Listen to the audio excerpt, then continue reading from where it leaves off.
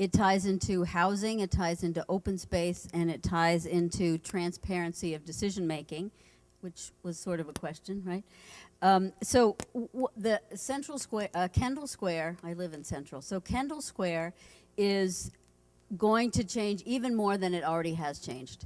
Think about the Volpe Center. That's a huge parcel in Kendall Square, and I think we're on the verge of convincing the federal government to give that land, to sell it in some way so that it can be developed differently.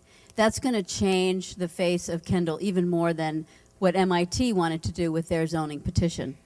As I said before, we need to have more housing in Kendall Square for students and for postdocs and for junior faculty.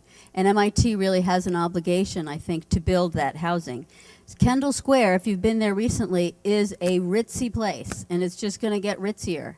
There's not really much inexpensive restaurants. There aren't inexpensive retail, and that trajectory is going to continue. As was said previously, Kendall Square is the economic driver, not just for Cambridge, but for this entire region.